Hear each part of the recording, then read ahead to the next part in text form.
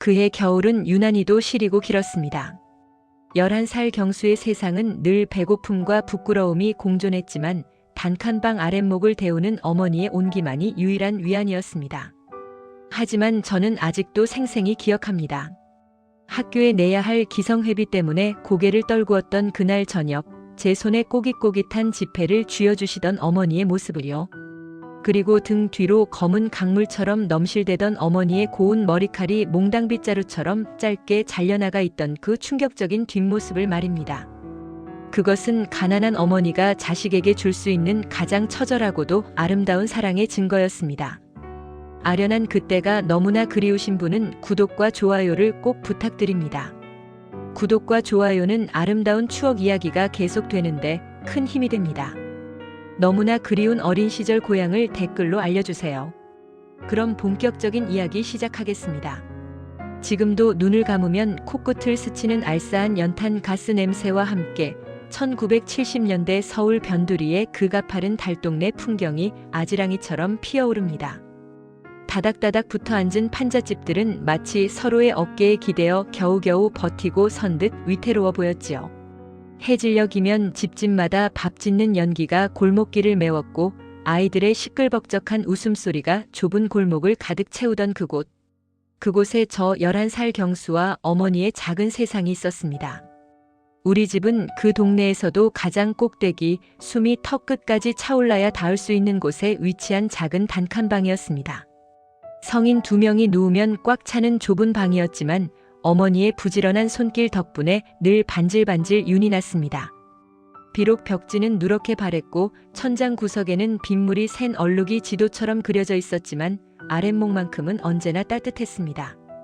아버지를 일찍 여의고 남의 집 허드렛 일이며 삭바느질로 겨우 생계를 이어가던 어머니였기에 우리의 삶은 늘 팍팍하고 고단했습니다.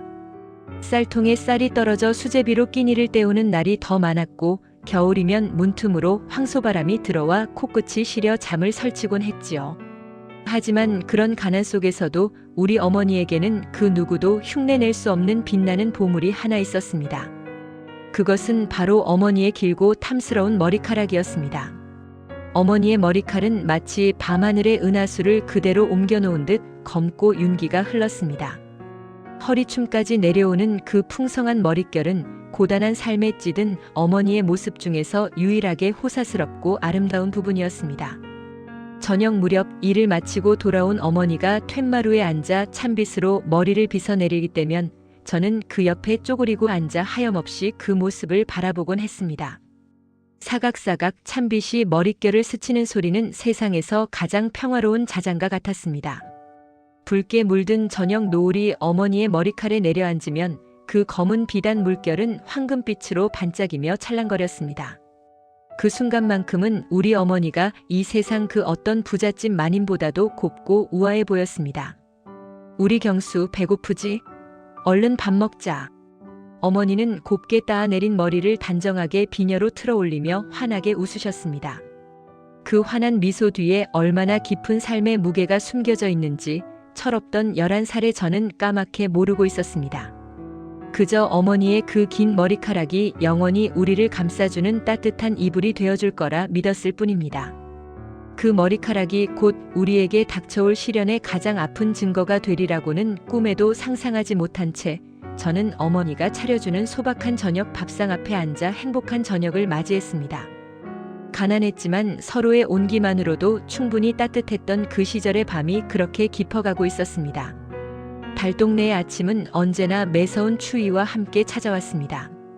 1970년대의 겨울은 어린 제가 감당하기엔 유난히도 혹독하고 길었지요. 얇은 혼잎을 하나의 의지에 어머니의 품으로 파고들다 보면 어느새 창호지 문틈으로 하얗게 성해가 낀 아침 햇살이 스며들었습니다. 경수야, 일어나야지. 학교 갈 시간이다. 밤새 희미한 백열전구 아래서 남의 집 옷을 꿰매시느라 붉게 충혈된 눈을 비비시면서도 어머니는 일찌감치 부뚜막에 연탄을 갈고 따뜻한 숭늉 한 그릇을 내어주셨습니다. 김이 모락모락 피어오르는 구수한 숭늉을 훌훌 마시고 나면 이제 제가 하루 중 가장 싫어하는 순간이 어김없이 다가왔습니다. 바로 마루 밑에 덩그러니 놓인 낡은 하얀색 칠창표 운동화를 신는 일이었습니다. 제 운동화는 이미 하얀색이라는 본래의 빛깔을 잃어버린 지 오래였습니다. 앞코는 닳고 닳아 굵은 실밥이 터져 있었고 오른쪽 엄지발가락 쪽에는 제법 큼지막한 구멍이 뚫려 있었습니다.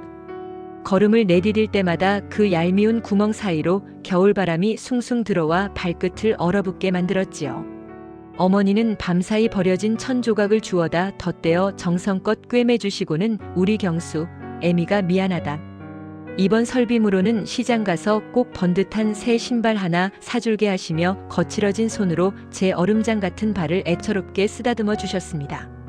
하지만 어린 마음에는 그 누덕누덕 기운 구멍난 운동화가 마치 제 가난을 온 동네에 소리쳐 광고하는 꼬리표처럼 느껴져 여간 부끄러운 것이 아니었습니다. 가파른 비탈길을 따라 학교로 향하는 길. 발밑에서 바스락거리는 언 흙의 날 선 감촉이 얇은 고무 밑창을 뚫고 고스란히 전해졌습니다. 굽이진 골목을 벗어나 큰 길로 접어들면 동네 아이들이 삼삼오오 무리를 지어 학교로 향하는 모습이 보였습니다. 양반집 귀한 도련님처럼 반질반질 윤이 나는 검은색 가죽 구두를 신은 처로 어머니가 직접 떠주셨다는 알록달록한 털장갑의 두툼한 손바지를 입은 영식이. 그 아이들 틈에 섞일 때면 저는 저도 모르게 자꾸만 젠걸음을 멈추고 뒤로 처지곤 했습니다. 아이들의 경쾌하고 힘찬 발걸음 소리와 제 구멍난 낡은 운동화가 땅바닥을 질질 끄는 소리가 너무나 처참하게 대비되었기 때문입니다. 야, 박경수. 너 또 그 거지 같은 신발 신었냐? 발가락에 고드름 열리겠다, 이 녀석아.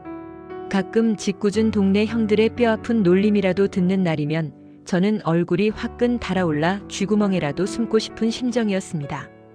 아무렇지 않은 척, 안 추운 척 애써 억지 웃음을 지어 보였지만 낡은 바지 주머니 속에 깊이 찔러 넣은 두 손은 매서운 추위와 비참한 수치심으로 파르르 떨리고 있었습니다. 학교라는 공간은 어린 저에게 꿈을 키우는 배움의 요람이기에 앞서 내가 얼마나 가난하고 초라한 집의 아이인지를 뼛속 깊이 확인시켜주는 냉혹한 거울과도 같았습니다. 우뚝 솟은 교문이 가까워질수록 제 발걸음은 천근만근 무거워졌고 구멍난 운동화 속에 가여운 발가락은 곱아들어 마침내 감각조차 무뎌져 갔습니다. 왁자지껄한 교실 안. 따뜻한 조개탄 난로가 한가운데에서 벌겋게 타오르며 훈기를 내뿜고 있었지만 그 따스한 온기는 교실 맨 뒷자리 창가에 앉은 제게까지는 좀처럼 닿지 않았습니다. 자리에 앉자마자 저는 누가 볼세라 두 발을 책상 의자 밑 가장 깊숙한 곳으로 웅크려 숨겼습니다. 짝꿍이 혹시라도 바닥에 닿은 내 구멍난 운동화를 쳐다보며 코웃음을 칠까봐 수업 시간 내내 다리를 꼬았다 풀었다를 반복하며 안절부절 못했지요. 칠판 위로 적히는 하얀 분필 글씨나 교과서의 까만 활자들은 전혀 눈에 들어오지 않았고 오직 내 초라한 발끝과 얇디 얇은 옷차림에만 온 신경이 곤두서 있었습니다.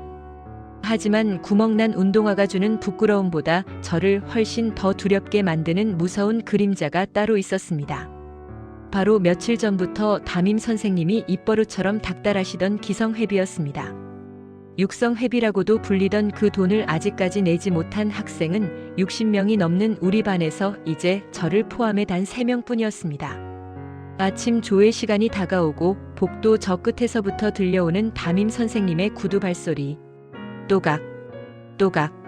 그 규칙적이고 날카로운 마찰음은 마치 사형수의 형 집행을 알리는 냉혹한 시계 초침 소리처럼 제 조그만 심장을 옥죄어 왔습니다. 오늘도 선생님이 기성회비 안 낸 사람 이름을 부르시겠지? 어머니는 아직 그 큰 돈을 마련하지 못하셨을 텐데.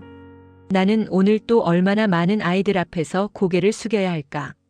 드르륵 선생님이 굳은 표정으로 교실 앞문을 열고 들어오시는 순간 저는 잔뜩 움츠러든 어깨를 더욱 둥글게 말고는 애써 고개를 푹 숙인 채 숨을 죽였습니다.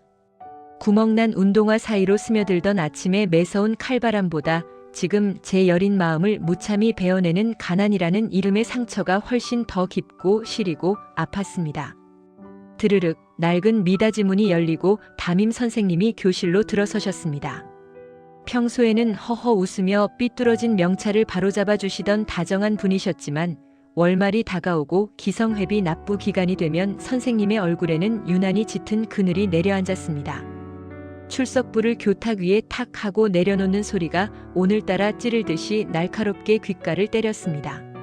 아침부터 왁자지껄 떠들며 장난치던 60명의 아이들은 일순간 쥐 죽은 듯 입을 다물었고 낡은 조개탄 난로에서 타닥타닥 타오르는 불꽃 소리만이 교실에 숨막히는 정적을 채우고 있었습니다. 제 심장은 이미 걷잡을 수 없이 방망이질 치기 시작했습니다. 책상 밑으로 숨겨둔 구멍난 운동화가 자꾸만 더 부끄러워져 발가락을 한껏 오므린 채 고개를 푹 숙였습니다. 제발 오늘만은 내 이름을 부르지 않고 그냥 넘어가 주시기를. 속으로 수백 번 기도를 올렸지만 야속하게도 선생님의 손에는 노란색 기성회비 미납자 명단이 쥐어 있었습니다. 자, 조용히 하고. 기성회비 아직 안 낸 사람 앞으로 나와. 선생님의 무미건조한 목소리가 서늘한 교실 공기를 가르고 울려 퍼졌습니다. 그 짧은 한마디는 11살 소년의 가녀린 어깨를 무참히 짓누르는 거대한 바위와도 같았습니다. 자리에서 일어나는 것조차 죄스러워 머뭇거리는 사이 칠판 앞쪽에서부터 아이들의 호기심 어린 시선이 일제히 저를 향해 쏟아지는 것이 느껴졌습니다. 김철수, 박경수, 이영호. 얼른 안 나와? 기어이 제 이름 석자가 선생님의 입술을 타고 교실 전체에 메아리 쳤습니다. 덜컥 가슴이 바닥까지 내려앉았습니다. 호명된 3명의 아이들 중에서도 가장 뒷자리에 앉아있던 저는 세상에서 가장 멀고 험난한 길을 걷는 죄인처럼 천근만근 무거운 걸음을 떼어야만 했습니다.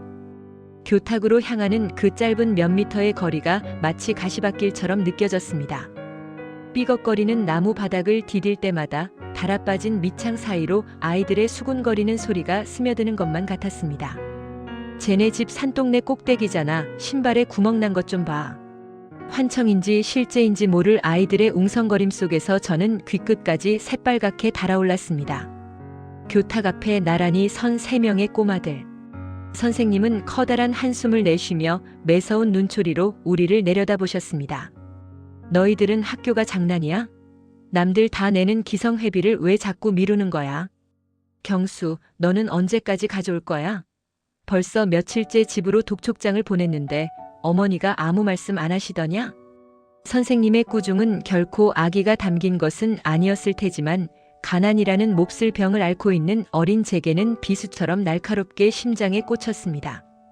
어머니가 아무 말씀 안 하시더냐는 그 뼈아픈 물음에 저는 아무런 대답도 할 수 없었습니다. 차가운 단칸방에서 밤늦도록 삭바느질을 하며 구분 등을 펼 새도 없던 어머니. 며칠 전부터 저녁상에 올라오던 반찬이 짠지 하나로 줄어든 것을 뻔히 알면서 어떻게 어머니의 가슴에 기성회비라는 대못을 박을 수 있겠습니까? 저는 그저 바닥에 떨어진 시선을 거두지 못한 채 기어들어가는 목소리로 겨우 입술을 달싹였습니다. 내일은 꼭 가져오겠습니다. 거짓말이었습니다. 내일 당장 그 큰 돈이 하늘에서 뚝 떨어질 리 없다는 것을 제가 제일 잘 알고 있었으니까요. 그저 이 숨막히는 치욕의 순간을 모면하고 싶은 어린아이의 비겁한 변명에 불과했습니다. 내일은 꼭 가져와라. 안 그러면 교장 선생님께 불려갈 줄 알아. 들어가. 선생님의 턱짓에 저는 도망치듯 뒤돌아섰습니다. 자리로 돌아오는 길 예순쌍의 눈동자가 제 초라한 뒷모습에 따가운 낙인을 찍는 것만 같았습니다. 자리에 털썩 주저앉은 저는 책상 위로 엎드려 고개를 파묻었습니다. 매를 맞는 것이 무서워서가 아니었습니다. 동무들 앞에서 발가벗겨진 듯한 그 지독한 수치심이 저를 견딜 수 없게 만들었습니다. 꽉 깨문 입술 사이로 비릿한 피맛이 났지만 저는 기어코 삐져나오려는 눈물을 삼키고 또 삼켰습니다. 가난은 단순히 배가 고프고 춥다는 것만을 의미하지 않았습니다. 그것은 11살 소년이 마땅히 누려야 할 최소한의 자존심마저 무참히 짓밟아버리는 너무나도 잔인하고 거대한 현실이었습니다. 수업이 끝나고 교문을 나서는 길은 평소 같았으면 참새들처럼 짹짹거리며 집으로 내달렸을 즐거운 시간이었지만 오늘 제 발걸음은 마치 보이지 않는 쇠사슬에 꽁꽁 묶인 듯 무겁기만 했습니다.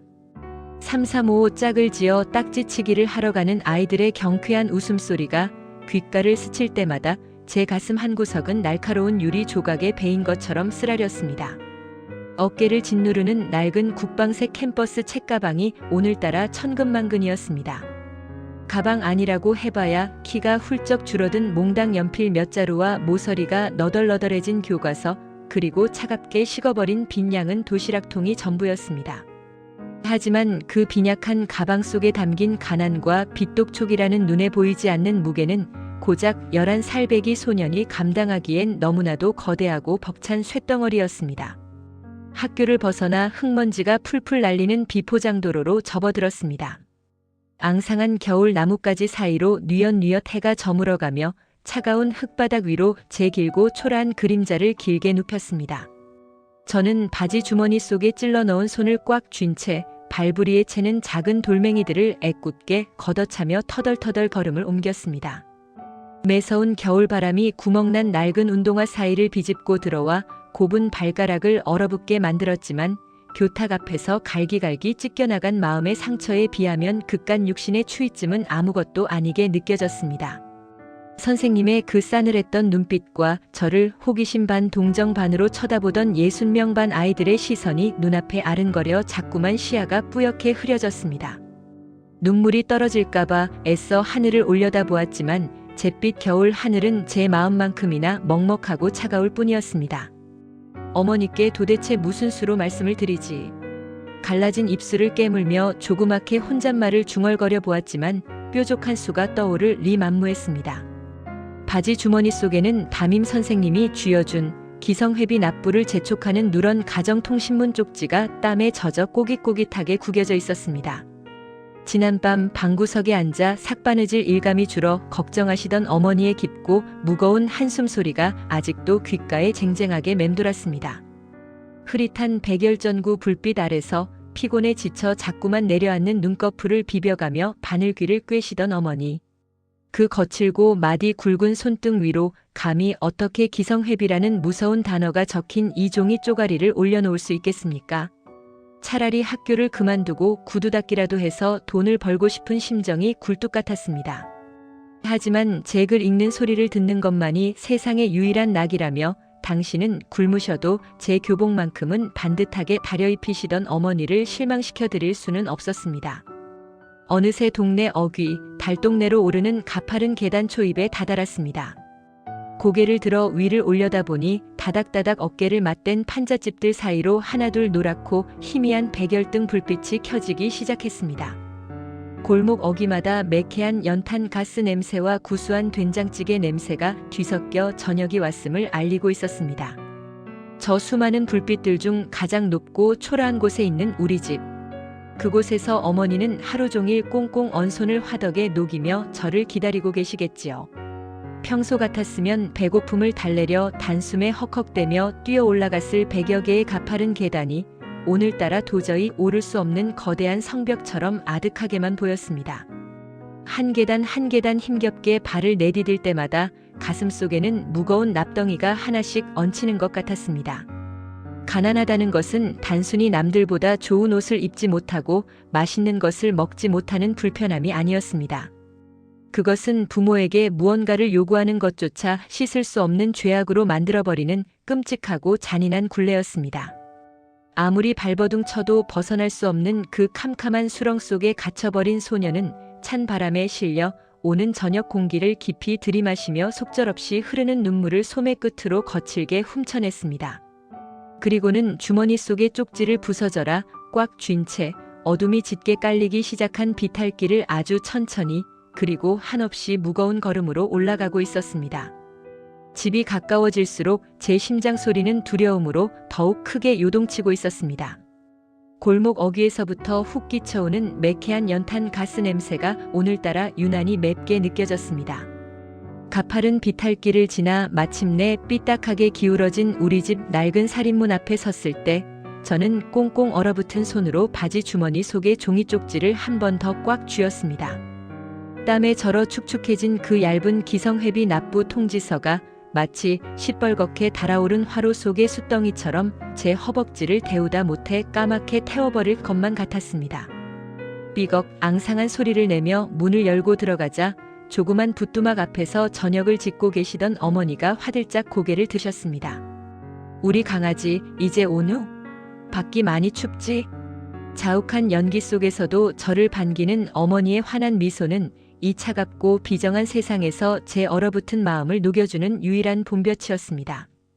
방 안으로 들어서자 낡은 장판이 깔린 아랫목에는 얇은 이불 밑으로 저를 위해 묻어둔 밥그릇이 봉긋하게 솟아 있었습니다.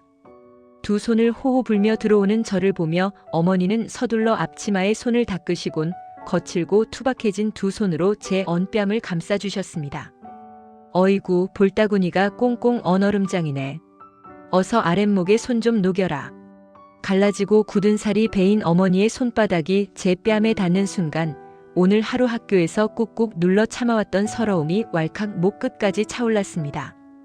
당장이라도 어머니 품에 안겨 어머니, 선생님이 내일까지 기성회비 가져오래요. 애들 앞에서 창피해서 혼났어요. 하고 엉엉 소리내어 울어버리고 싶었습니다. 그 말이 혀끝까지 맴돌았지만 차마 입술을 뚫고 나오지 못했습니다. 희미한 백열전구 아래 비친 어머니의 얼굴이 너무나도 고단해 보였기 때문입니다. 남의 집 허드렛 일이며 산더미 같은 빨랫감을 감당하느라 푹 파인 주름 그리고 고된 노동 속에서도 곱게 빗어 넘긴 그 눈부시게 검고 긴 머리카락. 당신의 희생을 묵묵히 견뎌내는 어머니의 그 가녀린 어깨를 보는 순간 저는 그 무서운 돈 이야기를 도저히 꺼낼 용기가 나지 않았습니다. 잠시 후 칠이 다 벗겨진 낡은 개다리 소반 위로 저녁 밥상이 차려졌습니다. 하얀 김이 모락모락 피어오르는 보리밥 한 그릇과 끄트머리가 시어 꼬부라진 김치 그리고 맹물에 띄운 간장 종지가 전부인 단출한 밥상이었습니다. 어머니는 당신의 밥그릇에서 그나마 하얀 쌀알이 섞인 부분을 푹 떠서 제 밥그릇 위로 수북하게 얹어주셨습니다. 많이 먹어라. 쑥쑥 커야지. 하지만 평소 같으면 게 눈 감추듯 뚝딱 비워냈을 그 밥이 오늘따라 모래알을 씹는 것처럼 까끌까끌하게만 느껴졌습니다. 숟가락을 든 채 애꿎은 밥알만 꾹꾹 누르고 있는 저를 보며 건너편에 앉으신 어머니의 젓가락질이 허공에서 멈칫했습니다. 호롱불보다 조금 더 밝은 백열등빛에 비친 어머니의 깊은 두 눈이 저를 가만히 응시하고 있었습니다. 경수야, 어디 아프냐? 오늘따라 밥을 통 못 넘기네. 학교에서 무슨 일 있었어? 근심이 가득 서린 어머니의 다정하고 부드러운 음성에 저는 화들짝 놀라 고개를 푹 숙인 채 황급히 숟가락을 입으로 밀어 넣었습니다. 아, 아니에요. 그냥 낮에 동네 형들이랑 골목에서 딱지치기를 너무 열심히 했더니 피곤해서 그래요. 어머니를 속이는 제 목소리가 파르르 떨려 나왔습니다. 뻔한 거짓말을 하는 제 자신이 너무나 밉고 미워 속으로 수없이 가슴을 쳤습니다. 어머니는 더 이상 캐묻지 않으셨지만 좁디 좁은 단칸방 안에는 보이지 않는 무거운 침묵이 서늘하게 내려앉았습니다. 밖에서는 쌩쌩 매서운 겨울바람이 창호지 문을 찢을 듯이 흔들어대고 있었고 방 안에서는 오직 연탄불이 타들어가는 스산한 소리와 저의 억지스러운 숟가락질 소리만이 위태롭게 허공을 떠돌았습니다. 밥술을 다 뜨고 나서도 어머니는 쉬이 자리에서 일어나지 않으셨습니다. 평소라면 다 먹은 빈 그릇을 달그락거리며 치우시고는 이내 바느질거리를 챙겨 드셨을 텐데 오늘 밤은 달랐습니다. 어머니의 시선은 낡은 교복 바지 주머니 언저리, 제가 무의식적으로 꽉 쥐고 있던 그 부근에 가만히 머물러 있었습니다. 눈치채신 것은 아닐까? 등줄기를 타고 식은 땀이 한 줄기 흘러내렸습니다. 자식의 숨소리 하나만으로도 모든 것을 꿰뚫어 보시는 어머니가 아니던가요? 어머니의 입술이 달싹이다 이내 굳게 다물어졌습니다. 무언가 묻고 싶으시지만 어린 아들의 어깨를 짓누르는 그 무거운 짐이 무엇인지 지레짐작하시고는 차마 묻지 못하시는 듯 했습니다. 경수야, 밥 다 먹었으면 얼른 아랫목에 누워라. 감기 들라. 결국 어머니가 침묵을 깨고 꺼낸 말씀은 끝끝내 아들의 마음을 다치게 하고 싶지 않은 눈물겨운 배려였습니다. 저는 그 따뜻한 말씀에 대답조차 하지 못한 채 쫓기듯 이불 속으로 파고들었습니다. 가난이라는 현실이 지독하게 미웠던 11살의 밤, 저는 세상에서 가장 사랑하는 어머니에게 처음으로 아픈 비밀을 숨긴 채 억지로 눈물 젖은 밥알을 삼켰습니다. 벽을 향해 돌아놓은 제 등 뒤로 어머니가 남은 밥을 소리 없이 삼키시는 기척이 들려왔습니다. 자식 앞에서는 그 흔한 한숨조차 마음 편히 내쉬지 못하는 어머니. 낡은 이불깃을 꽉 쥔 제 두 손이 속절없이 파르르 떨리고 있었습니다. 말할 수 없는 비밀을 품은 달동네의 밤은 너무나 길고 또 지독하게 시렸습니다. 밤이 이슥해지자 달동네를 휘감아 도는 겨울바람이 한층 더 매서워졌습니다. 낡은 창호지 문틈으로 새어들어온 황소바람이 방 안의 희미한 온기마저 빼앗아가려 이리저리 날뛰었지만 제 가슴속에 일고 있는 폭풍우에 비하면 아무것도 아니었습니다. 저는 벽을 향해 돌아누운 채 낡고 묵직한 솜니부를 머리끝까지 뒤집어 쓰고는 짐짓 깊이 잠든 척 숨소리를 고르고 있었습니다. 부뚜막에서 덜그럭거리며 설거지를 마치신 어머니가 조심스러운 발걸음으로 방에 들어오시는 기척이 느껴졌습니다. 방 안을 밝히는 유일한 빛이라고는 천장에 매달린 15촉짜리 백열전구 하나뿐이었지만 얇은 이불깃 사이로 스며드는 그 주황빛은 유난히도 무겁고 서글프게 느껴졌습니다. 어머니는 평소처럼 바로 반짓고리를 꺼내 삭바느질을 시작하지 않으셨습니다. 가만히 방 안을 서성이시던 발걸음이 이내 멈춘 곳은 구석에 초라하게 내팽개쳐진 제 낡은 국방색 책가방 앞이었습니다. 바스락바스락. 거칠고 투박해진 손끝이 가방의 낡은 버클을 푸는 소리가 고막을 찢을 듯 크게 울려 퍼졌습니다. 오늘 저녁 밥상머리에서 내내 제 굳은 얼굴을 살피시던 어머니는 제가 잠든 틈을 타 결국 가방 속을 확인하고야 마신 것입니다. 잠시 후 무엇인가 빳빳한 종이가 부스럭거리는 소리가 방 안의 정적을 갈랐습니다. 제가 차마 건네지 못하고 책가방 밑바닥에 구겨 넣어두었던 그 얄미운 노란색 기성회비 납부 독촉장이 어머니의 손에 들려진 것이 분명했습니다. 실눈을 뜨고 돌아본 등 뒤의 풍경은 지금도 제 가슴을 먹먹하게 만드는 가장 아픈 그림으로 뇌리에 박혀 있습니다. 희미한 전구 아래 우두커니 주저앉은 어머니의 굽은 등은 마치 세상의 모든 짐을 홀로 짊어진 듯 위태로워 보였습니다. 가느다란 불빛의 의지에 삐뚤삐뚤 찍힌 활자들을 더듬어 읽어내려가시던 어머니의 어깨가 이내 파르르 떨리기 시작했습니다. 종이를 꽉 쥔 두 손의 마디마디가 하얗게 질려가는 것이 이불 너머로도 선명하게 보일 정도였습니다. 얼마나 시간이 흘렀을까? 차갑게 식어가는 방 안 공기를 찢으며 어머니의 굳게 닫힌 입술 사이로 억눌린 한숨 소리가 새어나왔습니다. 하! 그것은 단순한 숨소리가 아니었습니다. 팍팍한 삶의 무게에 짓눌려 차마 소리내어 울지 못하는 여인의 통곡이었고 자식에게 번듯한 연필 한 자루 제때 내야 할 기성회비조차 쥐어주지 못하는 가난한 어미의 피를 토하는 듯한 자책이었습니다. 그 깊고도 어두운 한숨소리는 날카로운 비수가 되어 웅크리고 있던 11살 소년의 여린 심장을 무참히 도려냈습니다. 차라리 저를 깨워 흔들며 왜 진작 말하지 않았느냐고 야단이라도 치셨다면, 종아리에 피가 맺히도록 매를 드셨다면 이토록 가슴이 무너지지는 않았을 것입니다. 하지만 어머니는 그저 그 야속한 종이 쪽지를 가슴에 품은 채 소리 없이 눈물만 삼키고 계셨습니다. 저는 숨죽여 울 수밖에 없었습니다. 꽉 깨문 입술 사이로 비릿한 피맛이 배어나왔지만 밖으로 새어나가려는 울음을 막기 위해 두 주먹을 입가에 바짝 대고 이불깃을 더욱 억세게 쥐었습니다. 당장이라도 일어나 어머니를 부둥켜 안고 잘못했다고 울부짖고 싶었지만 제 눈물을 보면 어머니의 억장이 더욱 처참히 무너져 내릴 것을 알기에 죽은 듯이 숨을 죽여야만 했습니다. 잠시 후 조용한 발걸음 소리가 제 머리맡으로 다가왔습니다. 어머니는 차가워진 제 이마를 거칠지만 세상에서 가장 따뜻한 손바닥으로 가만히 쓸어 넘겨주셨고 어깨 위로 흘러내린 이불깃을 목 끝까지 꼼꼼히 여며주셨습니다. 그 떨리는 손길에서 전해지는 애달픈 사랑과 미안함에 저는 기어이 베갯니들 눈물로 흠뻑 적시고 말았습니다. 어머니는 그날 밤 뜬 눈으로 밤을 지새우셨습니다. 달빛이 푸스름하게 비치는 창호지 문을 향해 돌아앉은 채 당신의 유일한 자랑거리이자 보물이었던 허리까지 내려오는 고운 검은 머리카락을 찬빗으로 끊임없이 빗어내리셨습니다. 사각사각. 고요한 밤 공기를 가르는 그 서글픈 빗질 소리. 평소라면 제 마음을 포근하게 달래주었을 그 소리가 그날 밤만큼은 왜 그리도 구슬프고 단호하게 들렸는지요.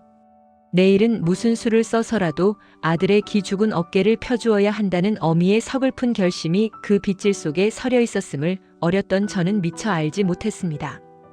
가난이라는 거대한 괴물이 우리 모자의 곁을 서성이던 그 기나긴 겨울밤은 낡은 달동네의 지붕들을 타고 속절없이 깊어만 가고 있었습니다. 다음 날 무거운 발걸음으로 학교를 파하고 집으로 돌아오는 길. 하늘은 금방이라도 한방눈을 쏟아낼 듯 잔뜩 찌푸려 있었습니다. 어젯밤 이불 속에서 숨죽여 흐느끼던 제 귓가에 맴돌던 어머니의 깊은 한숨 소리가 하루 종일 환청처럼 따라다녔습니다. 교실 뒷자리에 앉아있는 내내 혹시라도 어머니가 그 큰 돈을 구하느라 험한 일이라도 당하시는 건 아닐까 하는 불길한 상상에 가슴이 졸아들었지요. 산동네로 오르는 비탈길은 매서운 칼바람이 불어와 볼을 에이듯 때렸지만 저는 평소보다 훨씬 젠걸음으로 계단을 뛰어 올랐습니다. 어서 빨리 집에 가서 어머니의 굽은 등을 끌어안고 기성회비 따위는 안 내도 그만이라고 학교 선생님께 매를 맞더라도 제가 견디겠다고 말씀드려야겠다는 굳은 결심 때문이었습니다. 하지만 숨을 헐떡이며 도착한 우리 집 살인문 앞은 평소와 달리 묘한 적막감만 감돌고 있었습니다. 늘 이맘때면 문틈 사이로 새어나오던 다듬이질 소리도 구수한 된장찌개 냄새도 없었습니다. 다녀왔습니다. 짐짓 씩씩한 목소리로 방문을 열어젖혔지만 저를 반기는 것은 텅 빈 방 안의 싸늘한 냉기뿐이었지요. 방 안은 마치 며칠 동안 사람의 온기가 닿지 않은 것처럼 서늘했습니다. 아랫목을 짚어보니 장판은 이미 얼음장처럼 차갑게 식어 있었습니다. 어머니는 아무리 연탄이 부족해도 제가 돌아올 시간 맞춰 연탄불을 갈아 아랫목만큼은 따뜻하게 데워두시는 분이셨습니다. 그런데 부뚜막의 연탄 화덕은 하얗게 재만 남긴 채 싸늘하게 식어 있었고 어머니의 낡은 외투와 목도리도 보이지 않았습니다.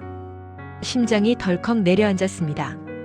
늘 제가 학교에서 돌아오기 전에는 삭바느질 일감을 한 아름 안고 툇마루에 앉아 계시던 어머니가 아니었습니까? 가슴 한구석에서 정체를 알 수 없는 불안감이 검은 먹구름처럼 피어올랐습니다. 어디를 가신 걸까? 혹시 나 때문에 그 기성회비 때문에 어디 먼 곳으로 돈을 꾸러 가신 건 아닐까? 어젯밤 빳빳한 독촉장을 쥐고 하얗게 질려있던 어머니의 뒷모습이 떠올라 순간 눈앞이 아찔해졌습니다. 저는 낡은 책가방을 툇마루에 팽개치듯 던져두고 다시 왔던 길을 뒤돌아 달동네 골목으로 뛰쳐나갔습니다. 동네 어귀, 가파른 계단이 끝나는 산동네 초입의 낡은 전봇대 밑. 저는 찬 바람을 고스란히 맞으며 그곳에 우두커니 섰습니다. 시내에서 올라오는 사람들이 가장 먼저 눈에 띄는 자리였으니까요. 해는 어느덧 서산 너머로 뉘엿뉘엿 저물어가고 골목길에는 하나둘 희미한 가로등 불빛이 켜지기 시작했습니다.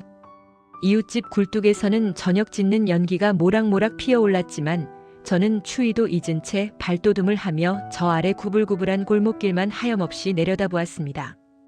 혹시라도 저 멀리서 어머니의 익숙한 실루엣이 보이지 않을까 두 손을 모아 쥐고 간절히 기도하는 마음으로요.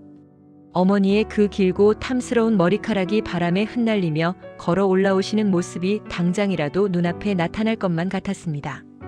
차라리 가정통신문을 구겨서 아궁이에 던져버릴 걸. 왜 그걸 가방에 그대로 두었을까? 자책감에 눈시울이 붉어졌습니다. 어머니는 저를 먹여 살리기 위해 단 하루도 쉬지 않고 손톱이 닳도록 일하셨습니다. 남들이 입다 버린 헌옷을 얻어 오실 때도 결코 부끄러워하지 않으셨던 당당한 분이셨습니다. 그런데 어젯밤 그 종이 쪽지 하나를 들고 소리내어 울지도 못한 채 떨고 계시던 모습은 평소에 강인한 어머니가 아니었습니다. 가난이라는 굴레가 어머니의 어깨를 짓누르는 것을 넘어 이제는 우리의 일상마저 무너뜨리려 하는 것 같아 저는 가슴을 치며 후회했습니다. 동네개 짖는 소리조차 들리지 않는 적막한 골목길, 노란 가로등 불빛 아래 선 제 그림자가 유난히도 길고 처량해 보였습니다. 행여나 나를 버리고 떠나신 건 아닐까 하는 못난 생각마저 들 정도로 그 기다림의 시간은 1분이 1년처럼 길고 고통스러웠습니다. 시간이 지날수록 두려움은 점점 커져만 갔습니다. 지나가는 동네 아주머니들의 발소리에도 화들짝 놀라 고개를 빼꼼 내밀었지만 어머니의 모습은 어디에도 없었습니다. 얇은 교복 바지 사이로 스며드는 매서운 겨울바람에 온몸이 사시나무 떨듯 떨렸지만 집에 돌아갈 수는 없었습니다. 어머니가 안 계신 불 꺼진 냉방은 11살 소년이 혼자 감당하기엔 너무나도 넓고 무서운 공간이었기 때문입니다. 가난이 주는 서름보다 어머니가 내 곁에서 영영 사라질지도 모른다는 그 원초적인 공포가 제 어린 영혼을 거세게 흔들고 있었습니다. 땅거미가 짙게 깔리고 인적이 끊긴 달동네 어귀에서 저는 꽁꽁 언 손에 입김을 불어넣으며 오지 않는 어머니를 애타게 기다리고 또 기다렸습니다. 칠흑 같은 어둠 속에서 오직 어머니의 따스한 품만을 그리워하던 세상에서 가장 춥고 외로웠던 11살의 잿빛 오후였습니다. 칠흑 같은 어둠이 달동네의 구불구불한 골목길을 완전히 집어삼켰을 무렵이었습니다. 가로등 불빛조차 닿지 않아 희미한 별빛에만 의지해야 하는 비탈길 끝에서 마침내 그토록 애타게 기다리던 익숙한 발소리가 들려왔습니다. 덜그럭 탁, 덜그럭 탁. 굽이 다 달아빠진 낡은 구두가 얼어붙은 흙바닥에 부딪히는 소리. 그것은 틀림없는 어머니의 걸음걸이였습니다. 어머니. 추위에 곱아 감각조차 사라진 두 발이 저도 모르게 앞으로 튀어나갔습니다. 하루 종일 텅 빈 냉방에서 느꼈던 공포와 혹시 모를 끔찍한 상상들이 한순간에 녹아내리는 듯 했습니다. 하지만 가로등의 노란 불빛 아래로 서서히 드러난 어머니의 모습은 제가 평소에 알던 어머니가 아니었습니다. 가슴이 덜컥 내려앉았습니다. 늘 단정하게 비녀로 틀어 올리거나 허리춤까지 길게 따아 내렸던 그 풍성하고 고운 머리카락 대신 어머니의 머리 위에는 낡고 빛바랜 옥색 수건이 푹 눌러 씌워져 있었습니다. 수건은 이마를 푹 덮고 귀 밑까지 단단히 동여 매어져 있어 어머니의 얼굴조차 제대로 알아볼 수 없을 정도였습니다. 경수야, 세상에 너 이 추운 데서 왜 이러고 서 있어? 방에 있지 않고. 골목 어귀에서 오들오들 떨고 있는 저를 발견한 어머니는 화들짝 놀라며 달려오셨습니다. 어머니가 저를 품에 와락 끌어안았지만 어머니의 몸은 제 몸보다 더 차갑게 얼어붙어 있었습니다. 어머니의 품에서는 평소에 나던 은은한 동백기름 향기 대신 매서운 겨울바람 냄새와 낯선 땀 냄새, 그리고 한 번도 맡아본 적 없는 정체불명의 서글픈 냄새가 섞여났습니다. 어머니, 하루 종일 어디 다녀오셨어요? 방에 불도 꺼져 있고. 제가 얼마나 무서웠는지 아세요? 제가 꾹꾹 참아왔던 서러움을 터뜨리며 울먹이자 어머니는 황급히 제 시선을 피하셨습니다. 평소 같으면 제 얼어붙은 뺨에 얼굴을 부비며 미안하다고, 어미가 잘못했다고 눈물을 글썽이셨을 분이었습니다. 그러나 오늘따라 어머니는 푹 숙인 고개를 절대 들지 않으신 채 차갑게 굳은 제 손만 덥석 잡아 끌고 젠걸음으로 집을 향해 걸음을 재촉하셨습니다. 갑자기 시내에 급히 다녀올 일이 생겨서 그랬다. 어서 들어가자. 우리 강아지 얼어 죽겠네. 어서 가자꾸나. 어머니의 목소리는 미세하게 떨리고 있었습니다. 마치 큰 죄를 지은 사람처럼, 혹은 무언가 절대 들켜서는 안 될 비밀을 감추고 있는 사람처럼 도망치듯 비탈길을 오르셨습니다. 삐걱거리는 살인문을 열고 냉기 가득한 방 안으로 들어섰지만 어머니는 끝내 머리에 쓴 그 답답한 옥색 수건을 벗지 않으셨습니다. 밖에서 돌아오면 가장 먼저 머리부터 편하게 풀어내리시던 분이었는데 오늘 밤 어머니의 행동은 모든 것이 낯설고 이상하기만 했습니다. 어머니는 방에 전깃불을 켤 새도 없이 들고 오신 작은 짐 보따리를 구석에 조심스레 내려놓고는 곧장 어두운 부엌으로 향하셨습니다. 방이 얼음장이구나. 어미가 얼른 연탄불부터 갈아 넣을 테니 너는 이불 속에 쏙 들어가 있어라. 감기 들라. 캄캄한 부엌에서 달그락거리며 연탄 집게를 찾는 소리, 이내 성냥을 그어 번개탄에 불을 붙이는 소리가 들려왔습니다. 저는 이불 속으로 들어가는 대신 방문턱에 기대어 부엌에서 부산하게 움직이시는 어머니의 뒷모습을 가만히 지켜보았습니다. 타닥타닥 타오르는 붉은 번개탄 불빛의 일렁이는 어머니의 그림자가 흙벽에 길게 드리워졌습니다. 그런데 그 그림자가 참으로 낯설었습니다. 제가 10년 넘게 보아왔던, 언제나 당신의 어깨 너머로 풍성하게 출렁이던 그 길고 고왔던 머리칼의 실루엣이 온데간데 없이 사라져버린 것입니다. 대신 목덜미가 휑하게 드러난 동그랗고 왜소해진 낯선 여인의 초라한 그림자만이 불빛을 타고 위태롭게 흔들리고 있었습니다. 가슴속 깊은 곳에서 쿵하고 무거운 돌덩이가 떨어지는 듯한 불길함이 엄습했습니다. 어머니는 왜 캄캄한 방 안에서도 저렇게 수건을 꽉 동여매고 계신 걸까? 오늘 하루 종일 어디서 무슨 일을 겪으셨기에 제 눈조차 마주치지 못하고 저토록 서럽게 등을 돌리고 계신 걸까? 평소 같았으면 오늘 학교에서 무슨 일이 있었는지 다정하게 물어보셨을 텐데 어머니는 마치 누군가에게 쫓기듯 허둥지둥 저녁상을 차려내셨습니다. 밥그릇과 수저가 부딪히는 달그락 소리만이 무거운 침묵을 가를 뿐이었습니다. 밥상머리에 마주 앉아서도 어머니는 여전히 수건을 쓴 채 제 시선을 피하셨고 저는 그런 어머니의 낯선 모습에 숨이 막혀 밥알을 모래알처럼 씹어 넘겨야 했습니다. 어머니가 감추려 하는 저 수건 속의 비밀이 무엇이든 그것이 필시 저와 관련된 뼈아픈 희생일 것이라는 사실을 직감했기 때문입니다. 매캐한 연탄가스 냄새가 부엌을 넘어 방 안으로 스며들었지만 코끝을 찌르는 매움보다 가슴을 조여오는 알 수 없는 슬픔이 더 견디기 힘들었습니다. 방바닥은 서서히 온기를 되찾아가고 있었지만 제 어린 마음속에는 그 어떤 겨울의 혹한보다도 매서운 두려움과 시린 예감이 눈보라처럼 휘몰아치고 있었습니다. 늦은 저녁상을 물리고 난 후에도 방 안에는 무거운 침묵만이 흐르고 있었습니다. 밖에서는 산동네를 매섭게 핥히고 지나가는 겨울바람 소리가 낡은 문풍지를 사정없이 흔들어대고 있었고 15촉짜리 백열등만이 파르르 떨며 방 안을 희미하게 비출 뿐이었습니다. 어머니는 여전히 머리에 옥색 수건을 깊이 눌러쓴 채 방 한구석에 우두커니 앉아 계셨습니다. 평소 같으면 다해진 제 양말을 깁거나 남의 집 바느질거리를 잡고 계셨을 텐데 오늘 밤은 두 손을 무릎 위에 가지런히 모은 채 허공만 하염없이 응시하고 계셨습니다. 그 고요하고도 슬픈 뒷모습을 지켜보며 저는 이불 끝자락만 만지작거리며 차마 다가가지 못한 채 숨죽여 어머니의 눈치만 살피고 있었습니다. 경수야, 이리 좀 가까이 와보렴. 얼마의 시간이 흘렀을까 정적을 깨고 어머니의 나지막한 목소리가 들려왔습니다. 평소에 다정하고 활기찬 목소리가 아니라 물기에 젖어 가늘게 떨리는 낯선 음성이었습니다. 저는 흠칫 놀라 자리에서 일어나 어머니 앞바닥에 무릎을 꿇고 앉았습니다. 어머니는 푹 숙이고 있던 고개를 천천히 들어 제 얼굴을 바라보셨습니다. 희미한 전등빛 아래 드러난 어머니의 두 눈은 붉게 충혈되어 있었고 눈가에는 미처 닦아내지 못한 눈물 자국이 선명하게 말라붙어 있었습니다. 어머니는 말없이 투박하고 거칠어진 두 손을 뻗어 제 작고 차가운 두 손을 꼭 감싸주셨습니다. 어머니의 손바닥은 한겨울 얼음장처럼 차가웠지만 묘하게도 그 안에서 뜨거운 불덩이 같은 온기가 전해져 왔습니다. 어머니는 가만히 입술을 깨물더니 품속에서 조심스레 무언가를 꺼내셨습니다. 그것은 곱게 접힌 헝겊 조각이었습니다. 어머니의 떨리는 손끝이 헝겊을 한 겹 한 겹 펼쳐내자 그 안에는 꼬깃꼬깃하게 구겨진 지폐 몇 장이 모습을 드러냈습니다. 빳빳한 새 돈이 아니라 수많은 사람의 손때를 타고 낡아빠져 가장자리가 너덜너덜해진 지폐들이었습니다.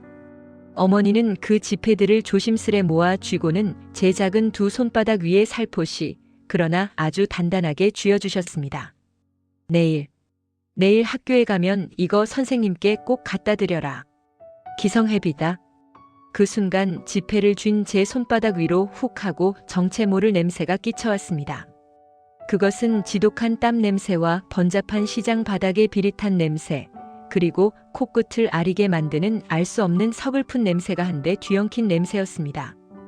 11살 소년의 짧은 생애 동안 단 한 번도 맡아본 적 없는 지독하게 슬프고도 절박한 삶의 냄새였습니다. 저는 멍하니 손바닥 위에 놓인 지폐를 내려다보았습니다.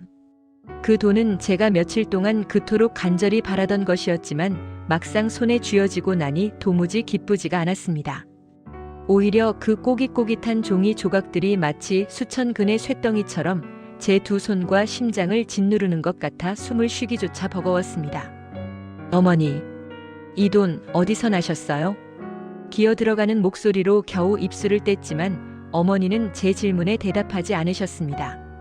그저 억지로 입꼬리를 올려 슬픈 미소를 지어 보이시며 제 거친 손등을 다독이실 뿐이었습니다. 이제 우리 강아지 학교 가서 기죽지 말고 다녀. 남들 다 내는 돈인데 내 새끼만 어깨 숙이고 다니는 거. 어미가 볼 수가 없었어. 선생님 앞에서도 당당하게 허리 펴고 알았지? 어머니의 그 말씀이 왜 그리도 뼈아프게 들렸는지 모르겠습니다. 저는 고개를 끄덕일 수도 아니라고 대답할 수도 없었습니다. 어머니가 하루 종일 사라지셨던 이유, 낯선 냄새를 풍기며 돌아오신 이유, 그리고 방 안에서도 굳게 머리 수건을 고집하시는 이유. 그 모든 해답이 지금 제 손에 쥐어진 이 땀 냄새 나는 지폐 몇 장 안에 고스란히 담겨 있다는 것을 어린아이의 직감으로도 뼈저리게 느낄 수 있었기 때문입니다. 어머니의 깊은 희생을 갉아먹고 얻어낸 이 잔인한 종이 쪼가리들을 쥔 채 저는 터져나오려는 울음을 참기 위해 아래 집술을 질끈 깨물었습니다. 가난이라는 이름의 짐은 참으로 잔혹해서 어머니의 가장 귀한 것을 내어주고서야 비로소 자식의 숨통을 아주 잠시 트여주는 듯 했습니다. 희미한 불빛 아래 꼬깃꼬깃한 지폐를 쥔 제 작은 두 손이 속절없이 파르르 떨리고 있었습니다. 제 손바닥 위에 놓인 꼬깃꼬깃한 지폐 몇 장. 그것은 단순한 종이 조각이 아니었습니다. 어머니의 피와 땀 그리고 차마 말하지 못한 어떤 뼈아픈 희생이 응축된 무거운 결정체였습니다. 저는 목구멍까지 차오르는 뜨거운 덩어리를 힘겹게 꿀꺽 삼키며 푹 숙이고 있던 고개를 천천히 들어 올렸습니다. 아무리 가난하고 철없는 자식이라 할지라도 이 무겁고도 슬픈 돈을 받으며 고맙다는 말 한마디 혹은 왜 이러셨냐는 원망 섞인 걱정의 말 한마디는 어머니의 눈을 마주보고 해야만 할 것 같았습니다. 어머니, 저는 제가 떨리는 입술을 달싹이며 막 목소리를 쥐어짜 내려던 찰나였습니다. 제 애처로운 얼굴을 쓰다듬어 주시려 어머니가 조심스레 손을 뻗으시는 순간 엉성하게 묶여있던 옥색 수건의 매듭이 힘없이 스르르 풀려버리고 말았습니다. 하루 종일 어머니의 머리를 무겁게 짓누르고 있던 그 낡은 수건이 미끄러지듯 바닥으로 툭 떨어지는 소리가 제 귓가에는 마치 세상이 무너져 내리는 굉음처럼 둔탁하고 거대하게 울려 퍼졌습니다. 그리고 수건이 벗겨진 어머니의 머리가 15촉짜리 희미한 백열등 불빛 아래 고스란히 드러난 순간 저는 헉 하고 숨을 들이켠 채 그대로 돌처럼 굳어버리고 말았습니다. 제 심장이 덜컥 멎어버린 것만 같았습니다. 믿을 수 없는 광경이었습니다. 평소라면 어머니의 어깨를 지나 허리춤까지 폭포수처럼 풍성하게 흘러내려야 할 그 검고 윤기 흐르던 긴 생머리가 온데간데 없이 사라져 있었습니다. 대신 그 자리에는 마치 날이 무딘 가위로 짐승의 털을 억지로 뭉텅뭉텅 잘라낸 듯 삐뚤빼뚤하고 흉측하게 짧아진 단발머리만이 앙상하게 남아있었습니다. 쥐가 파먹은 것처럼 들쭉날쭉한 머리카락 끝자락 아래로 한 번도 남에게 보여준 적 없던 어머니의 하얗고 가녀린 목덜미가 추운 겨울 공기 속에 서늘하게 드러나 있었습니다. 아, 안 돼. 어머니는 화들짝 놀라며 두 손으로 황급히 당신의 짧아진 머리를 감싸 안았습니다. 그리고는 치부가 드러난 사람처럼 수치심에 얼굴을 붉히며 벽 쪽으로 황급히 고개를 돌리셨습니다. 하지만 이미 엎질러진 물이었습니다. 제 두 눈은 어머니의 그 처참하게 잘려나간 머리카락에 못 박힌 듯 고정되어 떨어질 줄을 몰랐습니다. 순간 머릿속에서 모든 퍼즐 조각이 날카로운 파편이 되어 날아와 제 가슴에 깊숙이 꽂혔습니다. 불 꺼진 냉방, 골목길에서의 초조한 기다림, 낯선 사람의 땀 냄새가 배어있던 지폐, 그리고 동네 어귀에 가끔 커다란 엿장수 가위를 챙겨들고 나타나던 가발 장수 아저씨의 모습까지. 어머니는 기성회비 납부 독촉장을 본 그날 밤 뜬 눈으로 밤을 지새우며 당신의 유일한 자랑이자 보물이었던 그 긴 머리카락을 잘라 팔기로 결심하셨던 것입니다. 가난에 찌든 고단한 삶 속에서도 저녁 무렵 툇마루에 앉아 찬빗으로 머리를 빗어내리기 때면 여인으로서의 고운 자태를 잃지 않았던 어머니. 그 머리카락은 어머니가 마지막까지 지키고 싶었던 얄팍한 자존심이었고 팍팍한 세상을 견뎌내는 작지만 소중한 위로였습니다. 그런데 저 때문에 못난 아들의 기성회비 몇 푼 때문에 그 눈부시게 아름답던 머리카락이 시장통 가발 장수의 가위질에 무참히 잘려나간 것입니다. 길고 고왔던 어머니의 머리카락이 싹둑싹둑 잘려나갈 때 어머니의 가슴은 또 얼마나 갈기갈기 찢어졌을까요? 자식 앞에서는 아프다는 내색조차 하지 못하고 뭉텅 잘려나간 머리가 부끄러워 하루 종일 캄캄한 방 안에서도 옥색 수건을 뒤집어 쓰고 죄인처럼 숨어 지내야만 했던 어머니의 그 처절한 심정이 고스란히 전해져 와 저는 숨을 쉴 수조차 없었습니다. 털썩. 제 손에 쥐어져 있던 꼬깃꼬깃한 지폐들이 힘을 잃은 손가락 사이로 빠져나가 차가운 장판 위로 흩어졌습니다. 그것은 단순한 돈이 아니라 어머니의 살점이었고 핏방울이었으며 처참히 잘려나간 자부심이었습니다. 저는 바닥에 흩어진 돈을 주울 생각도 하지 못한 채 양손으로 얼굴을 감싸쥐었습니다. 어머니, 어머니. 입 밖으로 꺼내지 못한 비명 같은 부름이 속으로만 처절하게 맴돌았습니다. 11살의 좁은 어깨가 사시나무처럼 덜덜 떨리기 시작했습니다. 세상에서 가장 슬프고 잔인한 진실과 마주한 소녀는 짐승처럼 울부짖고 싶은 마음을 애써 짓누르며 핏발 선눈으로 소리 없는 절규를 토해내고 있었습니다. 어머니의 잘려나간 단발머리 위로 가난이라는 이름의 폭력이 남긴 선명하고도 깊은 상흔이 15촉 전구빛을 받아 너무나도 처연하게 빛나고 있었습니다. 그 순간 철없던 11살의 소녀는 그 자리에서 죽고 어미의 희생을 뼈저리게 깨달은 한 명의 어른이 눈물 속에서 태어나고 있었습니다. 밤이 얼마나 깊었는지 알 수 없었습니다. 어머니의 짧게 잘린 머리카락을 마주한 직후 15촉짜리 희미한 백열등이 탁 하고 꺼지자 단칸방 안에는 칠흑 같은 어둠이 무겁게 내려앉았습니다. 어머니는 서둘러 전깃불을 끄셨습니다. 흉하게 잘려나간 당신의 짧은 머리칼을 행여나 제가 더 보게 될까 두려우셨던 탓이겠지요. 불이 꺼진 방 안에는 오직 문풍지가 매서운 겨울바람에 파르르 떠는 소리와 낡은 화덕 안에서 연탄이 쓰러져가는 미세한 소리만이 서글프게 맴돌았습니다. 저는 차가운 벽을 향해 돌아누운 채 낡고 무거운 솜니부를 머리끝까지 푹 뒤집어 썼습니다. 그리고 낡은 이불자락을 입에 꽉 물고는 터져 나오려는 오열을 필사적으로 억눌렀습니다. 어머니, 우리 어머니. 속으로 수백 번, 수천 번 어머니를 부르며 가슴을 쳤습니다. 제 작은 두 어깨는 이불 속에서 사시나무처럼 쉴 새 없이 들썩였습니다. 뜨거운 눈물이 봇물 터지듯 쏟아져 내려 순식간에 베갯니들 흥건하게 적셨습니다. 소리내어 엉엉 울어버리면 차라리 속이 후련할 것 같았지만 등 뒤에 등을 돌리고 누워 계신 어머니가 제 울음소리를 듣게 된다면 그 가슴이 얼마나 더 갈기갈기 찢어질지 알기엔 저는 숨을 멈추고 또 멈추며 비명 같은 울음을 속으로만 삼켜내야 했습니다. 입술을 하도 세게 깨물어 비릿한 피맛이 났지만 어머니가 시장통에서 겪으셨을 그 끔찍한 가위질의 고통에 비하면 이깟 아픔은 아무것도 아니었습니다. 어머니의 그 길고 탐스러웠던 검은 머리카락. 그것은 지독한 가난과 고된 노동 속에서도 어머니가 유일하게 간직하고 계셨던 여인으로서의 고운 청춘이자 세상을 향한 마지막 자존심이었습니다. 명절날 번듯한 새옷 한 벌 사입지 못하고 매일 남의 집 허드렛 일에 손마디가 굵어지면서도 툇마루에 앉아 찬빛으로 윤기나는 긴 머리를 빗어 내리실 때면 어머니의 얼굴에는 옅은 미소가 번졌더랬습니다. 그 머리카락은 어머니가 아직 온전히 아름다운 사람임을 스스로에게 증명하는 유일한 징표였습니다.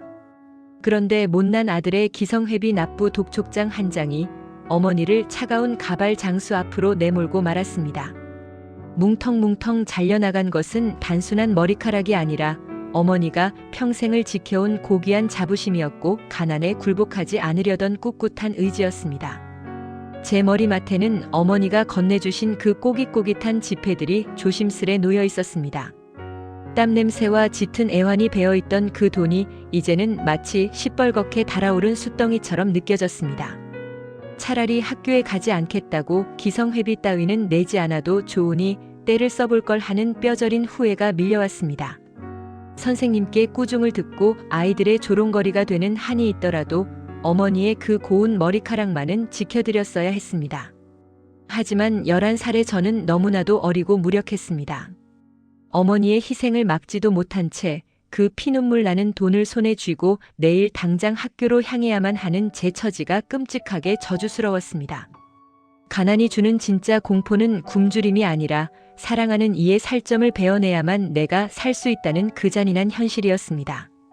방 안의 짙은 어둠 속에서 어머니 역시 잠들지 못하고 계시다는 것을 저는 등 너머의 서늘한 공기로 느낄 수 있었습니다. 이따금씩 들려오는 억눌린 숨소리와 짧아진 머리카락 끝이 낯설게 바스락거리며 베개에 스치는 소리. 어쩌면 어머니도 소리 없이 눈물을 훔치고 계셨을지도 모릅니다. 자식에게 당신의 그 초라하고 부끄러운 모습을 들켜버린 미안함과 더 좋은 것을 해주지 못하는 어미의 서글픔이 뒤엉켜 어머니의 밤을 하얗게 지새우게 만들었을 것입니다.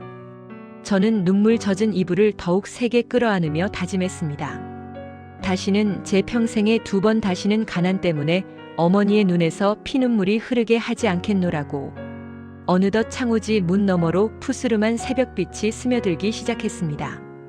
밤새 흘린 눈물로 두 눈은 퉁퉁 부어올랐고 어린 온몸은 녹초가 되었지만 제 마음속에는 이전에 없던 단단한 돌멩이 하나가 묵직하게 자리 잡고 있었습니다. 그것은 어린아이의 철없는 투정이 눈물에 씻겨 내려간 자리에 남은 어머니를 향한 지독하도록 깊은 사랑과 부채감이었습니다. 달동네의 매서운 겨울밤은 그렇게 서서히 저물어가고 있었고 이불 속에서 소리 없는 통곡을 삼켜낸 소녀는 지난밤의 허물을 찢고 나와 세상을 향해 훌쩍 자라날 뼈아픈 준비를 마치고 있었습니다. 밤새 소리 죽여 흘린 눈물로 퉁퉁 부어오른 두 눈을 비비며 맞이한 아침은 여느 때와 다름없이 시리도록 차가웠습니다. 하지만 제 세상은 어제와 완전히 달라져 있었습니다.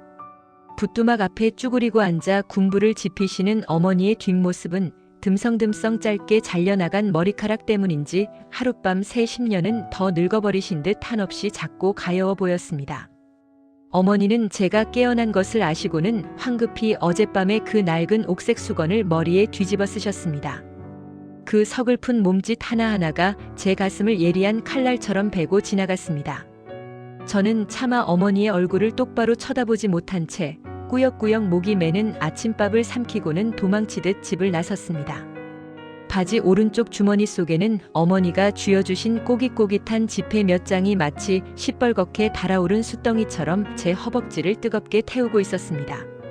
가파른 비탈길을 내려와 학교로 향하는 길. 구멍난 운동화 사이로 스며드는 겨울바람은 여전히 매서웠지만 오늘 제 발걸음을 무겁게 짓누르는 것은 가난에 대한 부끄러움이 아니었습니다. 주머니 속에서 바스락거리는 낡은 지폐들의 감촉, 그것은 단순한 돈이 아니라 어머니의 살점이었고 피눈물이었으면 평생을 바쳐 지켜온 여인으로서의 마지막 자부심이었습니다. 이 돈을 내면 더 이상 교탁 앞에 불려나가 동무들의 조롱거리가 되지 않아도 되었지만 제 마음은 어제보다 수천 배, 수만 배는 더 깊은 수렁 속으로 가라앉고 있었습니다. 학교 교문이 가까워질수록 주머니 속의 돈은 마치 납덩이처럼 무거워져 걸음을 내디딜 때마다 숨이 턱턱 막혀왔습니다. 조개탄 난로가 매캐한 연기를 뿜어내는 교실 안은 여느 때처럼 아침 조회 시간을 기다리는 아이들의 왁자지껄한 소리로 가득했습니다.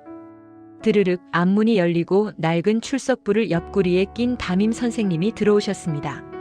선생님의 구두 발소리가 교탁에 멈춰 서는 순간 제 심장은 어제와는 전혀 다른 의미로 거세게 요동치기 시작했습니다. 자, 조용. 어제 기성회비 안 낸 사람들 오늘 다 가져왔지? 앞으로 나와서 내라. 선생님의 무미건조한 호명이 떨어지기가 무섭게 저는 자리에서 벌떡 일어났습니다. 어제처럼 주뼛거리거나 고개를 숙이지 않았습니다. 낡은 칠창표 운동화를 질질 끄는 소리도 내지 않으려 애쓰며 저는 뚜벅뚜벅 교탁을 향해 걸어나갔습니다. 하지만 제 두 주먹은 터질 듯이 꽉 쥐어져 있었고 바지 주머니 속에 넣은 오른손은 그 지독하게 무거운 돈을 놓치지 않으려 파르르 떨리고 있었습니다. 교탁 앞에 서서 저는 천천히 주머니에서 돈을 꺼냈습니다.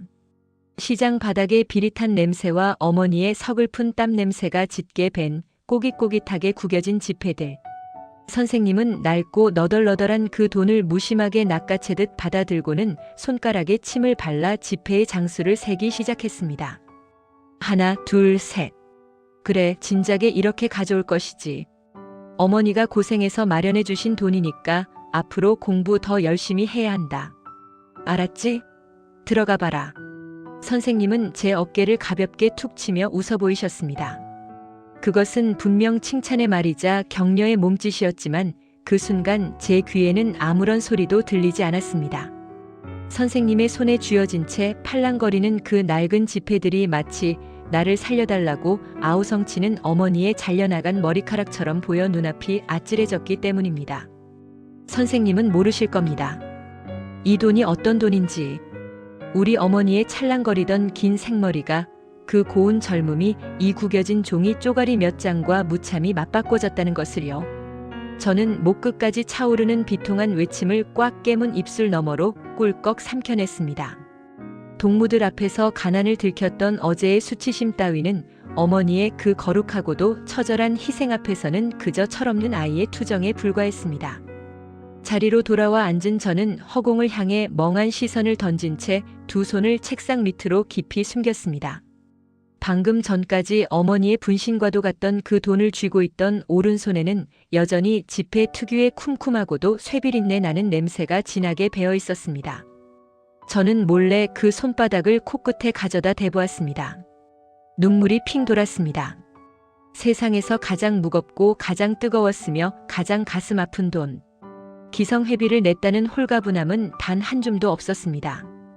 오히려 제 가슴 한복판에는 평생을 짊어지고 가야 할 무거운 십자가 하나가 깊이 박혀버렸습니다.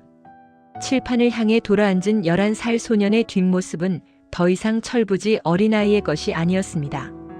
그날 교실의 창문 틈으로 스며들던 차가운 겨울 햇살 아래에서 소년은 어머니의 뭉텅 잘려나간 단발머리를 가슴에 품은 채 아프고도 찬란하게 속눈썹을 떨며 어른이 되어가고 있었습니다.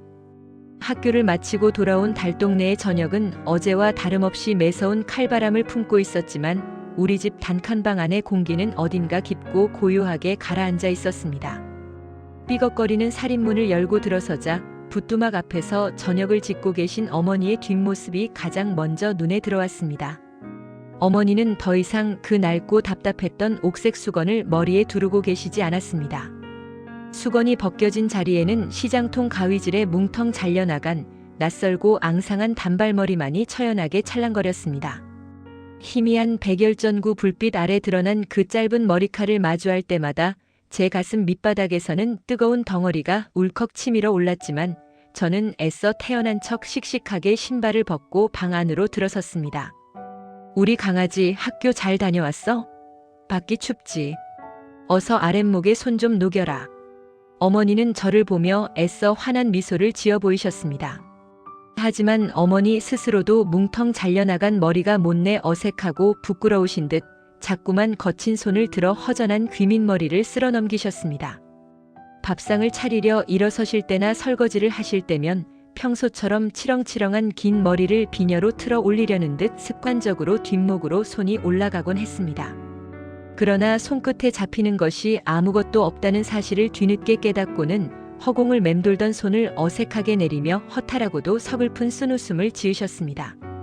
그 찰나의 빈손짓이 허공을 가르는 그 짧은 침묵이 어머니가 가발 장수 앞에서 홀로 감당해야 했을 뼈아픈 상실감을 고스란히 말해주는 것 같아 제 마음은 천 갈래만 갈래로 찢어지는 듯 했습니다. 저녁 밥상에는 어김없이 멀건 콩나물국과 시어 꼬부라진 김치뿐이었지만 저는 투정 한번 부리지 않고 밥그릇을 싹싹 비워냈습니다. 평소 같으면 고기 반찬이 먹고 싶다며 입을 삐죽거렸을 철부지였지만 그 땀 냄새 나는 지폐의 무게를 온몸으로 겪어낸 후로 제 안의 철없는 어린아이는 이미 눈물 속으로 흩어져 버렸습니다. 밥알을 씹으면서도 제 시선은 자꾸만 어머니의 짧은 머리끝으로 향했지만 울음이 왈칵 차오를 때마다 억지로 꿀꺽꿀꺽 국물을 들이켰습니다. 제가 여기서 슬퍼하면 자식을 위해 머리카락마저 잘라야 했던 어머니의 마음이 얼마나 더 무너져 내릴지 알았기 때문입니다. 상을 물리고 난 후 어머니가 밤새 해진 제 양말을 깁기 위해 반짓고리를 꺼내 무릎에 놓으시려 할 때였습니다. 저는 슬며시 어머니의 등 뒤로 다가가 작고 거친 두 손으로 어머니의 굽은 어깨를 가만히 주무르기 시작했습니다. 어이구, 우리 아들이 하룻밤 새 다 컸네. 어미 굽은 어깨도 다 주물러주고. 어머니는 짐짓 놀란 척하시며 환하게 웃으셨지만 그 떨리는 목소리에는 숨길 수 없는 물기가 촉촉하게 배어 있었습니다. 어깨를 주무르며 내려다본 어머니의 목덜미. 한겨울 찬 바람 속에 휑하게 드러난 그 가녀린 목덜미 위로 가위질에 뜯겨나간 억센 머리카락 끝자락이 애처롭게 닿아 있었습니다. 저는 그 짧은 머리카락을 조심스레 세상에서 가장 귀한 보물을 다루듯 아주 조심스레 쓰다듬었습니다. 어머니, 단발머리도 참 고우세요. 꼭 텔레비전에 나오는 새색시 같아요. 목이 메어 쩍쩍 갈라지는 목소리였지만 저는 세상의 그 어떤 말보다 진심을 꾹꾹 눌러 담아 속삭였습니다. 제 말에 어머니의 어깨가 작게 파르르 떨리는 것이 얇은 옷가지를 타고 손끝으로 고스란히 전해졌습니다. 싱거운 녀석. 다 늙고 고생에 찌든 어미가 고와서 못에 쓴다니. 너만 학교에서 훌륭한 사람으로 자라면 어미는 머리카락이 아니라 이 한 몸 다 부서져도 여한이 없다. 어머니는 굳은 살이 훈장처럼 박인 거친 손으로 어깨 위에 올려진 제 손등을 겹쳐 잡으며 따뜻하게 다독이셨습니다. 그 투박하고도 다정한 감촉에 저는 기어이 참았던 눈물 한 방울을 어머니의 어깨 위로 툭 떨어뜨리고 말았습니다. 하지만 그것은 어제와 같은 절망과 슬픔의 눈물이 아니었습니다. 어머니의 그 깊고 거룩한 사랑을 제 심장에 영원히 새기겠다는 11살 소년이 스스로에게 다짐하는 굳은 맹세의 눈물이었습니다. 가난은 어머니의 고운 머리카락을 잔인하게 앗아갔지만 그 대신 저에게 세상을 살아갈 가장 굳건한 힘과 이유를 심어주었습니다. 언젠가 어른이 되면 이 세상에서 가장 예쁘고 화려한 머리핀을 사서 어머니의 다시 자라난 긴 머리에 꽂아드리리라. 좁은 단칸방을 비추는 희미한 전구 불빛 아래서 짧아진 머리의 어머니와 훌쩍 철이 들어버린 아들의 그림자가 마치 한 몸처럼 다정하고도 애틋하게 흙벽에 드리워져 깊은 밤을 온기로 채우고 있었습니다. 세월은 참으로 무심하게도 그리고 또 눈부시게 흘러갔습니다. 구멍난 낡은 칠창표 운동화를 질질 끌며 달동네의 가파른 비탈길을 오르내리던 11살의 꼬마 경수는 어느덧 이마에 제법 깊은 주름이 패고 희끗희끗한 새치가 내려앉은 중년의 아버지가 되었습니다. 매서운 칼바람이 얇은 문풍지를 사정없이 흔들어대던 1970년대의 그 차가운 단칸방은 이제 액자 속 사진처럼 아스라한 과거의 풍경이 되었고 저는 햇살이 따스하게 쏟아지는 아파트 거실의 푹신한 소파에 앉아 평화로운 주말의 오후를 맞이하고 있습니다. 아빠, 내 머리 좀 예쁘게 빗겨주세요. 거실 한편에서 그림책을 보던 7살배기 막내딸이 앙증맞은 분홍색 빛을 쥐고 쪼르르 달려와 제 무릎에 안겼습니다. 아이의 머리카락은 어릴 적 우리 어머니의 그것을 기적처럼 쏙 빼닮아 허리춤까지 닿을 듯 굽이치는 짙고 풍성한 흑당 같은 생머리입니다. 저는 빙그레 웃으며 아이를 품에 안고 그 부드럽고 향긋한 머릿결을 조심스레 빗어내리기 시작했습니다. 사각사각. 플라스틱 빛이 아이의 고운 머리카락을 타고 미끄러지는 소리. 그 평화롭고 나지막한 마찰음이 귓가를 간지리는 순간 제 시야는 일순간 안개 낀 듯 흐려지며 수십 년 전 그 시리도록 아팠던 겨울밤의 기억 속으로 저를 단숨에 데려갔습니다. 눈을 감으면 지금도 어제 일처럼 선명하게 떠오릅니다. 15촉짜리 백열등이 위태롭게 흔들리던 서늘한 냉방, 저를 위해 기꺼이 자신의 가장 아름다운 청춘을 가위질해버린 어머니의 그 삐뚤빼뚤하고 앙상했던 단발머리. 그리고 제 작은 두 손에 꼭 쥐어주시던 시장통의 비릿한 땀 냄새와 서글픈 애환이 짙게 배어있던 그 꼬깃꼬깃한 지폐 몇 장. 아이의 비단결 같은 머리카락을 쓰다듬는 제 거친 손끝으로 그날 밤 휑하게 드러났던 어머니의 서늘한 목덜미와 제 눈물에 젖었던 그 짧은 머리칼의 애처로운 촉감이 생생하게 되살아나 숨통을 옥죄어옵니다. 가난이라는 모진 풍파 속에서 어머니가 잃어버려야 했던 것은 비단 머리카락 한 줌뿐만이 아니었을 것입니다. 여자로서의 고운 치장, 남들처럼 평범하게 누려야 할 최소한의 안락함, 심지어는 자식 앞에서 한숨조차 마음 편히 내쉬지 못했던 그 숱한 인내와 체념의 시간들. 어머니는 당신의 몸을 깎고 또 깎아내어 가장 밑바닥에 웅크리고 있던 못난 아들의 세상에 무너지지 않을 튼튼한 디딤돌을 놓아주셨습니다.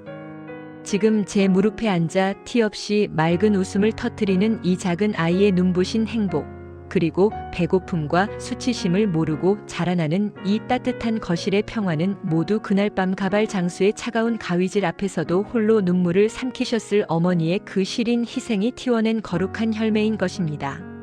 아빠, 왜 울어요? 눈에 먼지 들어갔어요? 빗질을 멈춘 채 멍하니 허공을 응시하던 제 뺨 위로 어느새 뜨거운 눈물 한 방울이 툭 떨어져 아이의 하얀 뺨을 적셨나 봅니다. 동그랗게 눈을 뜨고 저를 올려다보는 딸아이의 맑은 눈동자 위로 낡은 옥색 수건을 벗고 부끄러운 듯 시선을 피하시던 그 옛날 어머니의 젊고 슬픈 얼굴이 애틋하게 겹쳐 보였습니다. 저는 서둘러 소매 끝으로 눈물을 훔치며 아이의 이마에 따뜻하게 입을 맞추었습니다. 아니야. 우리 딸 머리카락이 할머니를 꼭 닮아서 너무 예쁘고 고와서 그렇지. 우리 엄마, 너희 할머니 머리카락도 옛날에는 이렇게 밤하늘의 은하수처럼 길고 눈부시게 예뻤단다. 어머니는 훗날 제가 번듯한 직장을 잡고 첫 월급을 타서 가장 먼저 예쁜 머리핀을 사다 드렸을 때 이미 하얗게 새어버린 짧은 머리를 쓸어 넘기시며 어린아이처럼 환하게 웃으셨습니다. 평생 기르던 긴 머리를 잃은 후로는 늘 짧은 파마 머리를 고집하셨지만 저는 압니다. 그 짧고 거칠어진 머리카락 속에 자식을 향한 세상 그 어떤 것보다 길고 질긴 영원히 베어낼 수 없는 숭고한 사랑의 뿌리가 자라나고 있었음을 말입니다. 돈 몇 푼의 기성회비로 매겨질 수 없었던 그 위대한 헌신이 오늘날의 저를 숨쉬게 했습니다. 창밖으로 붉은 저녁 노을이 길게 내려앉으며 딸아이의 검은 머리칼을 황금빛으로 물들입니다.